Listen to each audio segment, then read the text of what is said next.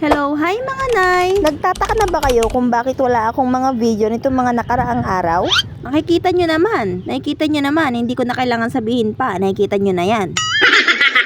Opo, hindi pa naman ako nai-stress, nade-depress o kung ano pa man. Busy lang po talaga akong ubusin yung mga tambak kong labada at malapit na po akong matapos, promise. Char.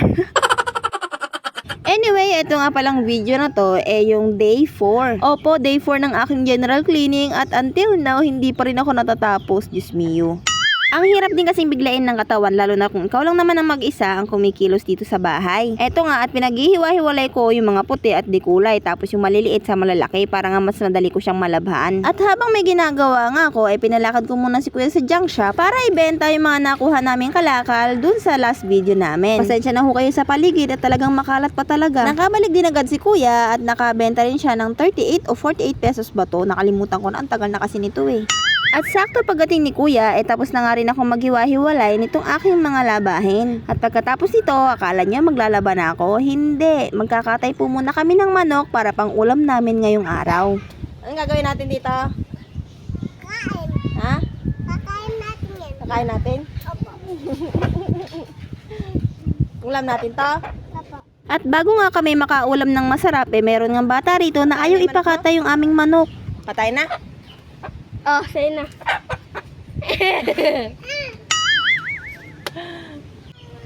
Ayan ang sisiw, tatlo. Ha? O di paramihin mo, paitlogin mo inahin. Ha? Nababarakuha naman ang inahin mo, brown. Ayaw mo pa yun, madami sa'yo. Ulam natin to, adobo tsaka tinola. Ha?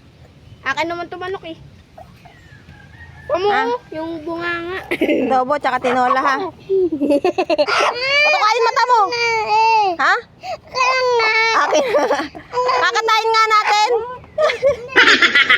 At kalaunan nakonbinsi ko nga rin si Kuya Bon, nakatayin na at nang magkaroon nga kami ng pangulam. Isa na rin siya sa tagahawak at siya yung tagahawak sa paa. Eto nga, tinatanggalan na rin ng balahibo yung sa may leeg para nga magilitan na. Alam nyo, hindi naman talaga ako marunong magkatay, pero pag ganitong wala si bossing sa bahay, natututo talaga ako ng mga bagay-bagay na hindi ko naman natututunan dati. At habang nagkakatay nga kami, merong isang batang nagre-react sa tabi ko.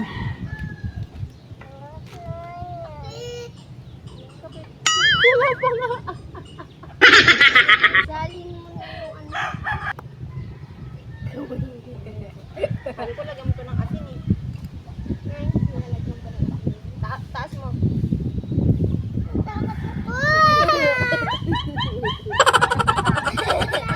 Ako. Wala pa nga.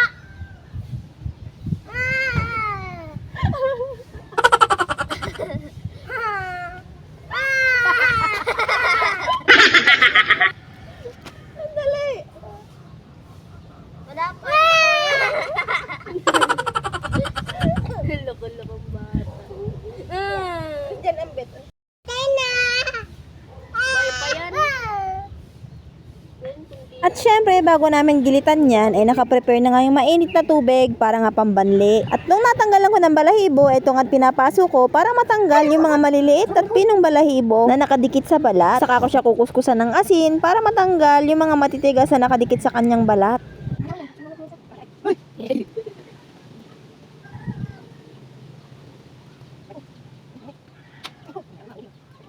At pagkatapos ito, for the tad-tad na nga, hindi ko na nga siya binidyohan kasi medyo madugo. Diyos mio, baka ako ay ma-restrict nito. At ito na lang yung finished product. Kahit hindi ako marunong magkatay, napaghiwa-hiwalay ko naman siya. Kahit na medyo durug-durug na yung kanyang kabutuhan. At dahil lahatiin ko sa dalawang luto ito, ang una ko ang iluluto ay yung tinola. Kaya naman kumuha na ako agad dito sa aming pananim na papaya, tapos malunggay at tanglad para ipangsahog sa aming tinola. At yung kalahati naman ni aking minarinate, binabad ko sa asukal, toyo, oyster sauce, bawang at paminta. Tapos saka ko i-adobo mamayang gabi. At fast forward na nga dahil medyo marami akong ginagawa, eto na nga yung aking tinola. Yan yung ulam namin para nitong tanghali. At yung minarinate ko naman eto, pinirito ko ko muna bago ko siya inadobo. Hindi ko na nabidyohan yung actual procedure ng pagluluto kasi nga medyo marami akong ginagawa. Kaya naman pinicturan ko na nga lang sila nung nailuto ko na. At eto nga, for the continuation na tayo ngayong gabi ay paglalaban na nga uli ang inaatupag ng nanay nyo. At nung natapos ko nga yung 2 timbang di kulay, binanlawan ko na nga rin agad at nang maisampay. Kung nakikita nyo nga, mas magandang magbanlaw sa amin kapag kagabi kasi tignan nyo naman yung tubig, ang dami. Hindi katulad pag umaga, maraming ang kaagaw. Tapos, mayat maya rin yung nag-iigib kasi nga, hindi lang naman kami ang gumagamit at may naliligo pa. Hindi katulad,